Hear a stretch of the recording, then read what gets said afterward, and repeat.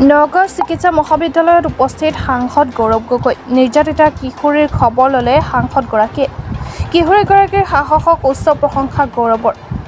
ভৱিষ্যতে কিশোৰীগৰাকীক সহায় কৰাৰো আশ্বাস গৌৰৱৰ আব্দুল ৰছিদ মণ্ডলৰ মন্তব্যৰ প্ৰতিক্ৰিয়া গৌৰৱৰ মুখ্যমন্ত্ৰীয়েহে পাতল কথা কয় তেওঁ স্বেচ্ছা অৱসৰ লগ ৰাজনীতিৰ পৰা গৌৰৱক লগ পালে সংখ্যালঘু সংগ্ৰাম পৰিষদৰ নেতৃবৰ্গই উজনিত সংখ্যালঘু মুছলমানৰ সুৰক্ষা বিচাৰিলে দলটোৱে গৌৰৱ গগৈক প্ৰদান কৰিলে স্মাৰক পত্ৰ শৃংখল চলিহা আৰু চিটু বৰুৱাৰ বিৰুদ্ধেও অভিযোগ দিলে গৌৰৱক শৃংখল আৰু চিটুক গ্ৰেপ্তাৰৰ দাবী তুলিছে সংগঠনটোৱে দুবাৰকৈ গৌৰৱ সংখ্যালঘু মুছলমানৰ ভোটত জয়ী হৈছে সেয়ে সংখ্যালঘুক উজনিত তেওঁ নিৰাপত্তা দিব লাগে এই মন্তব্য সংগঠনটোৰ নেতৃবৰ্গৰ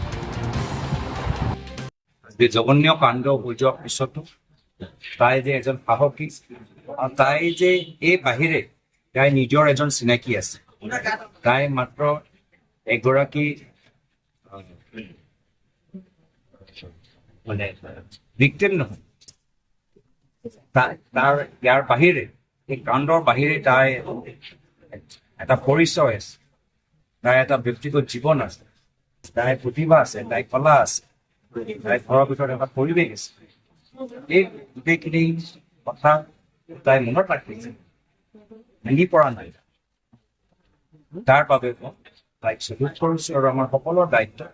তেওঁ তাইক উজ্জ্বল ভৱিষ্যৰ বাবে আমি যিমান পাৰো আমি নিৰ্ভৰ কৰা চেষ্টা কৰিব লাগে মই সেইটোৱে কৈছো আৰু আপোনাৰ প্ৰশ্ন উল্লেখ হৈছে লোকসভা নিৰ্বাচন লোকসভা নিৰ্বাচনৰ লগত কি সম্পৰ্ক আছে নিজৰ ৰাজনৈতিক ব্যৰ্থতা গৃহ বিভাগৰ দায়িত্ব থকা এজন মানুহৰ নিজৰ ব্যৰ্থতা লুকাবলৈ আজি তেওঁ ৰাজনীতি কৰিছে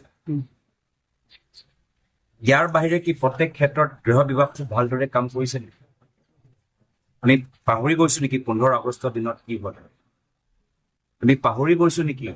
যে সমাজৰ মাজত কেনেদৰে সংঘাত লাগিছে আমি পাহৰি গৈছো নেকি যে বিভিন্ন ঠাইত মাৰপিট হৈছে টকাই চোৰ বাঢ়ি গৈছে আমি পাহৰি গৈছো নেকি কি যুৱকসকল আলফাৰ প্ৰতি আকৃষ্ট হৈছে এই ধৰণৰ মই ভাবো ৰাজনীতিকৰণ এনেকুৱা এটা পৰিৱেশত এইটো মুখ্যমন্ত্ৰী দুৰ্বলতা প্ৰকাশ কৰে আৰু যদি